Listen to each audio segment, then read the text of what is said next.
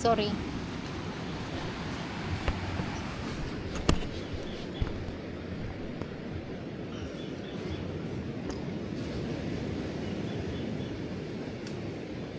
So yeah, bago tayo mag-start, my name is Mikey and Leo. What's your name, ma'am? Rock. Angel. Angel. Okay. Angel. So first time, Yes. or nakapag-try na before? Gano'n na katagal yung last time na nag-try? Mga 2 years ago. Sige, well, assume natin na first time ulit. Oh, yes po, yes. Pero may konting idea ka na. Yes po. Ikaw, ma'am, Angel, wala pa talaga. Kasi wala. So, ikaw nakapag-try ka na, alam mo na yung standing position mo if you're left-handed or right-handed. Parang nalimutan ko na po. Yeah. Okay. Pero sige, alamin natin yung mga. Yeah, sige po. Refresher course. Ligo to nanay.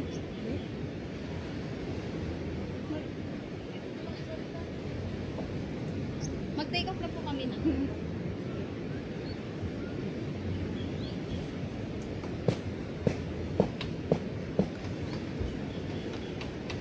So, first of all, kasi baka next time mag-surf kayo ulit sa ibang lugar. So, as a beginner, kailangan nyo malaman is about the board na kailangan nyo gamitin. So, for beginner, recommended yung soft top. Yung hard top naman yung ganun. So, it's for the or like intermediate. So, pag nalaglag kayo dito sa board, pag sumama kayo, hindi ka naman kasi foamy siya. Okay? So, for safety. So, it's 9 foot. Remember, 9 foot lagi yung gagamitin nyo. Right? 9 foot, soft top. Right?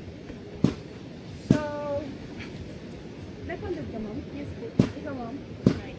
Right-handed. I'm right-handed too. So, my right foot, pag tayo ako sa board, nasa harap. Minsan naman, yung iba, ganito. Kahit right. Minsan ganun din. Ikaw sa tingin mo, pag tumayo ka sa board. Siguro, Nakapag-try na ba kayo ng any kinds of board sports like snowboarding, no. skateboarding? Wala. Wala talaga. Okay. Sige. Skate. Like sa snow skate. Oo. Rollerblade, gano'n? Ang roller Parang ganun blade yun. kasi, Hindi, oo, parang iba. wakeboard, Ay, hindi, wala, wala. wala talaga. Sige. Left-handed ka, no? Left-handed. So, pag left-handed ka, so yung strong foot mo, sa left side, Opo. sa harap. Kasi yung harap yung control mo.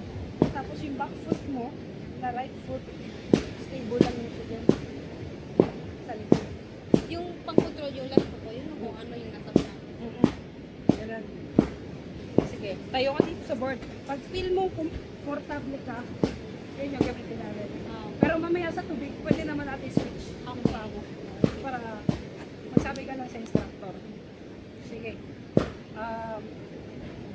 For now, turo ko sa inyo yung proper kung paano mag-get sa board. Kasi yung iba, pupunta sa likod, tumatalon sa board. So, kailangan na sa side lang kayo. Side or another side. Tapos, pag sasakay kayo sa board, hawak lang sa ring ng board. Tapos, lay down. Like this. So, every time your foot is always together on the back. Okay. Like this. You're not too much on the front. Then, you're not too much on the back like this. Kailangan, nakaganito lang. Okay? Okay po. Remember. Tapos, dapat center kayo sa board. Pag naka-lay down kayo sa board, make sure your chest is up like this. Look like this. Yes. Okay? So, later, dalawa kami, bago kayo kumuha ng alon, bibigyan namin kayo ng timing. Sabi kami na start paddle and stand up. Sigaw kami stand up or start paddle. So, pag pumadal kayo, make sure kailangan ibaon nyo yung kamay nyo sa tubig at isang dito.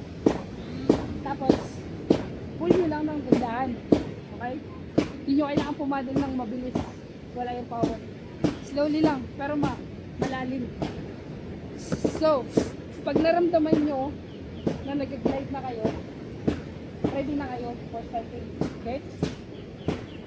So, if you feel you're gliding already, arms here. Below your chest. Left here in the front. Dito lang lagi, ma'am. Ito yung powerful na push up like this. Try nyo.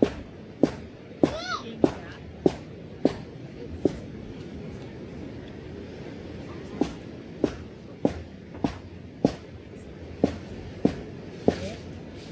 Paddle muna. Sige. Paddle, paddle. So, stand up. Just push your body up. Yeah. Okay, ganyan ah. Kasi minsan, pag nandun na kayo sa tubig, yung kamay nyo nasa harap na. Kaya walang lakas. Okay. Sige. Wait. Turo ko sa inyo yung paa. Sige ako muna sa board. Left-handed and right-handed, no? Yes po. So, right-handed. Pag right, ikaw left. Paras kayo eh. Regular. Oo. So, ma'am. Same goofy. Standing tayo. Yes po. Pag tatayo ka, so, left foot first. Left foot first, and right foot forward. So, make sure your foot position is pointing on the side. Okay. Hindi po nakaharap. Right? Side. Kasi yung board, gagalaw yan siya side by side. Alright? Kaya pag naka-point yung paa niyo sa harap, ang hirap i-balance. Kailangan nakaganit ka lang. 45 degrees or 35 degrees. More. Hindi ma'am, pinagawa mo. Left foot first, Okay, right paddle. foot forward. Paddle muna. Paddle. Push body up. Paddle, One, stand up. one, two. Back foot. Don't Ay, stand your bali. knee. Okay. Dapat bali din. Direct na Okay, left foot ah, first. push body up. Yan. Ako mag-push Yun. ka pero Okay, tama yun ma'am. But Correct. make sure you're not too much in the More front. back. More. More back. More. Okay, push So, body up. Try. Yan. Push Yan body lang up. yung tamang Push. position po. Yeah, yeah, like Kasi this. pag Back tumag foot. ka pa sa front, Third. possible na mag-nosedive. Yun. Okay po, okay? Sige. Sideways. So, later, pag nakatayo ka na ng ganyan, Bend your knee. bend your knee. Look straight. And look forward. Ito yung Okay, remember, balance. huwag po kayong titingin sa baba. Huwag Pag kayong more titingin na sa board, naka-side ka titingin ng sa gano'n, tubig. mahirapan Look kayo. forward. Oo. Very good. So, dapat front po yung... Forward. Tapos, ma'am, di ba, nagra-ride ka na. Pwede mo gamitin both side ng kamay mo para mabalance mo yung sarili mo. Okay? Kasi minsan, yung iba, ikikip lang nila yung kamay nila so ang hirap mag-balance. Then, Spread mo yung kamay mo tapos hindi or ka masyadong position open. and bend. Close lang. Okay? Yeah. Yan, like that. Sige, sige. Okay, one more. Paddle. Stand up and position. Yun. Okay. Okay. Yan. Ganun. Ganun na ganun. So for your safety, madam, for example, nagra-ride na kayo. Pag mararamdaman nyo na malalaglag na kayo, huwag kayo tatalon ng una Okay. paa. Okay? Palaglag lang kayo, kahit mauna yung puwet. Okay. Left, right side, or sa likod. Huwag sa harap. Okay po? Kasi baka tamaan kayo ng board. Sige po. Tapos pag under the water po kayo, cover your head. Okay. Marunong naman po kayo lumangoy. Ito hindi. Hindi naman tayo pupunta sa malalim. Kulbaan. Kaya huwag kayong kabahan. Sa loob niya. Ready? Yung Sige. Ano pa? leash. Okay. So, yung leash, always in the back foot. Yes. Tapos, itong line, always na nasa side.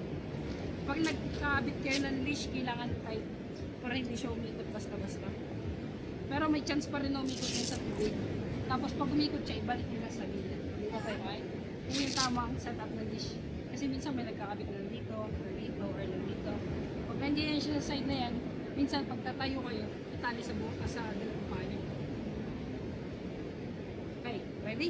Yes. Then, huwag niyo na ako ng ganito. Oo. Okay. Dito Kasi lang pag sa hinila yung board ng alon, pwede may may ikit sa saan.